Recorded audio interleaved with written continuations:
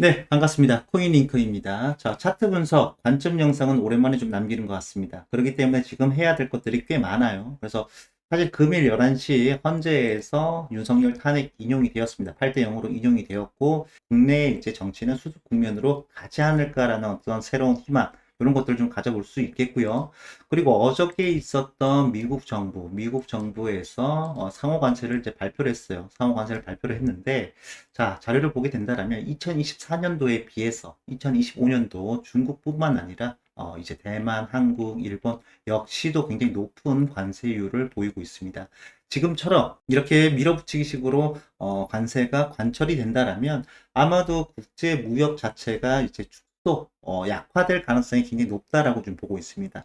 자, 그래서 어저께 사실 미국 우선주의의 어떤 이런 관세 정책, 이런 것들이 굉장히 어떻게 보면 달러에 있는 강세 요인이 되지 않을까라고 사실 좀 기대를 했는데, 그럼에도 원래 제가 생각했던 A, B, C로 달러의 약세가 이제 있을 수 있다라고 말씀드렸던 것처럼 지금 달러 인덱스는 지금 떨어지고 있습니다. 떨어지고 있고, 자, 보시게 되면 2022년 9월이에요. 자, 2022년 9월.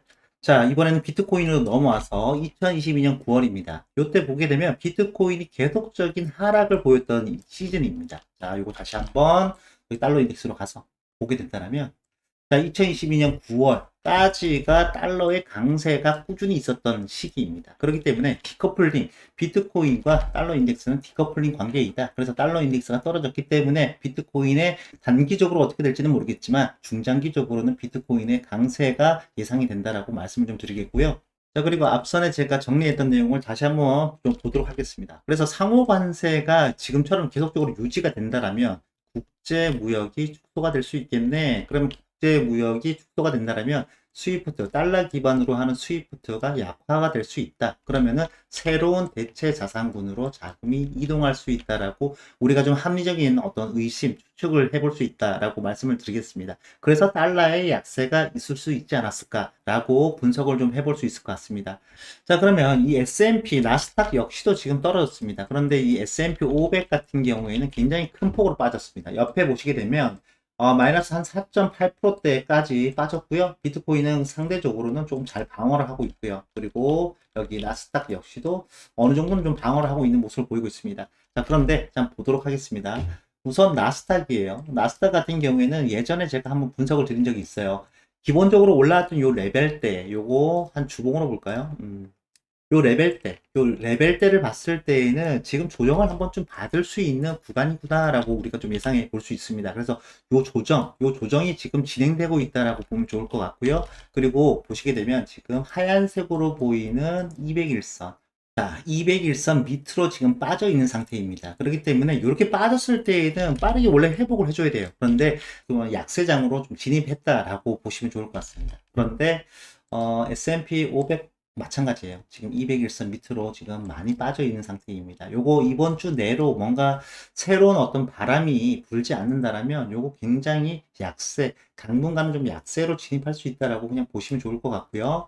자, 이번에는 달봉 기준으로 해서 로그 차트를 지금 본 겁니다. 자, 봤을 때 이 저점부터 올라왔던 여기 하나의 파동 이후에 쭉 올라왔던 요 C의 흐름, 요런 것들을 이제 리버스 차트 봤을 때, 피보나치 리버스 차트를 봤을 때 2.618 높이에서 한번 갱신하고, 자, 뚫어내고, 조정받고, 이런 식으로 해서 다시 한번 조정받은 다음에 이제 상승을 했습니다. 마찬가지예요. 지금 이 저점부터 올라왔던 이 리버스 차트를 이제 대입을 해 봤을 때, 현재는 여기까지 올라왔던 하나의 사이클 이후 조정 짧게 주는 횡보, 매물대 만들고 올라왔던 요 C의 흐름 자체도 2.618입니다. 2.618.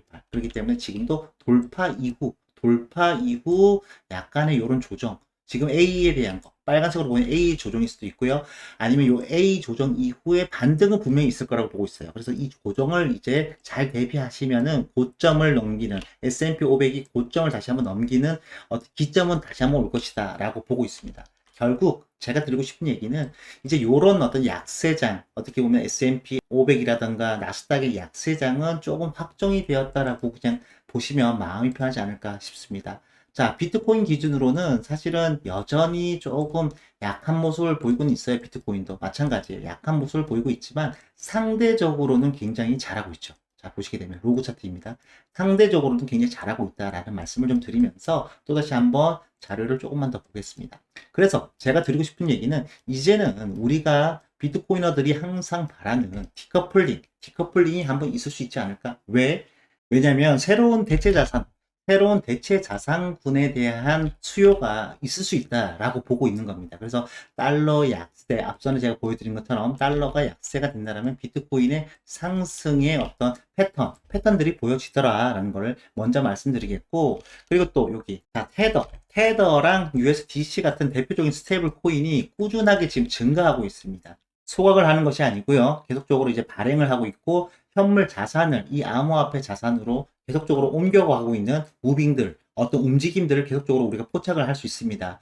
자, 스테이블 코인 자산이 증가하게 된다면 지금 당장 비트코인 매수 자금으로 활용이 되지 않더라도 비트코인의 가격 방어에는 굉장히 유리할 수 있다는 것을 우리가 사실 알 수 있죠. 그리고 미국의 암호화폐 정책 같은 경우에도 비트코인의 전략 자산이니 뭐 비축 자산이니 하면서 그런 움직임들이 계속적으로 지금 나오고 있습니다. 그렇기 때문에 비트코인은 조금 힘들더라도 중장기적으로는 여전히 긍정적이다라는 말씀을 먼저 드리면서 이제 비트코인의 단기 흐름을 잠깐 보도록 하겠습니다. 자, 보시기 전에 요 스테이블 코인 증가세 이런 것들도 다시 한번 제가 팩트 말씀드리는 거니까 한번 확인하셨으면 좋겠고, 대략적으로 한 300조 가까이 돼요. 300조 가까이 되는 자금이 지금 대기 중이다라는 걸 보시면 좋을 것 같고, 이렇게 보게 되면 스테이블 코인은 꾸준하게 계속적으로 암호화폐 시장 쪽으로 지금 흘러 들어오고 있다라는 것들을 우리가 지표를 통해서 알 수 있습니다.